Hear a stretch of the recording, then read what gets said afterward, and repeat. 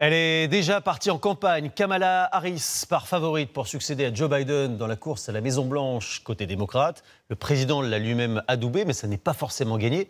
Elle est apparue en public tout à l'heure pour la première fois depuis l'annonce choc d'hier soir. Une intervention suivie par Jeanne Cancard et Mathilde Lopinski. Elle arrive tout sourire. Pour sa première sortie depuis que Joe Biden lui a apporté son soutien hier. Elle lui rend bien. Ce que Joe Biden a accompli ces 3 dernières années est sans équivalent dans l'histoire moderne. À 59 ans, Kamala Harris, ancienne procureure, se dit prête à affronter Donald Trump, 78 ans. La vice-présidente des États-Unis, d'origine indo-américaine, pourrait-elle devenir la première femme à diriger le pays? Sur les réseaux sociaux, certains en rêvent déjà. Dans le camp démocrate aussi, les soutiens affluent ces dernières heures, comme ceux de Bill et Hillary Clinton, et de plusieurs gouverneurs démocrates, dont certains pourtant considérés comme ses rivaux. De là à faire l'unanimité, pas encore.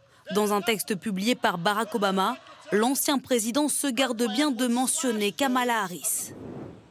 J'ai une totale confiance en la capacité des dirigeants de notre parti à faire émerger un candidat exceptionnel.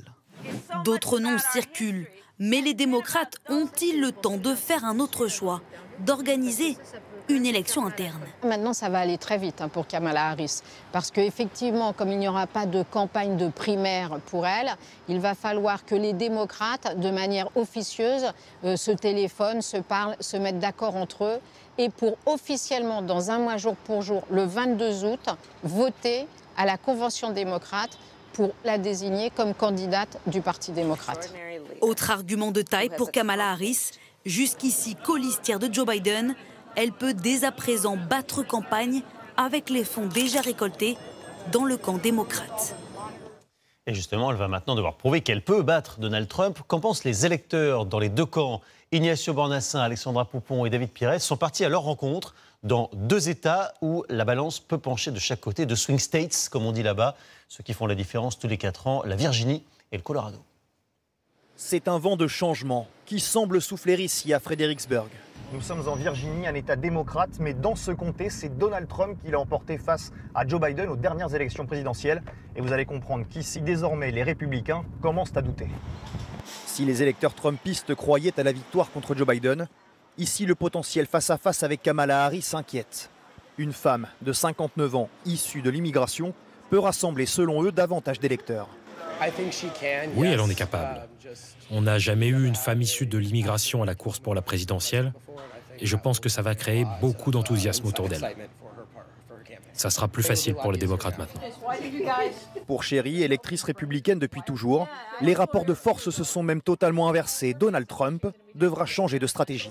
Je pense que la campagne sera plus difficile. Il ne peut plus l'attaquer sur son âge, par exemple. Au contraire, c'est elle qui dira maintenant « c'est lui le vieux monsieur ».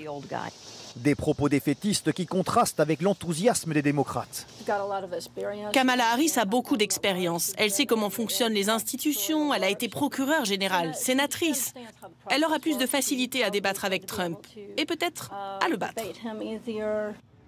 Dans le centre du pays, à Denver, un bastion démocrate, le retrait de Joe Biden est salué. Il se soucie tellement de l'Amérique et de ses habitants, il a pris la bonne décision. Et dans ce salon du tatouage, Kamala Harris a fait renaître l'espoir auprès des jeunes. Ce serait une bonne chose d'avoir une femme présidente plutôt qu'un autre vieil homme.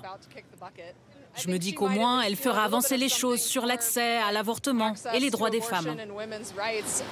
À moins de 4 mois avant l'élection présidentielle, c'est une toute nouvelle campagne qui commence aux États-Unis.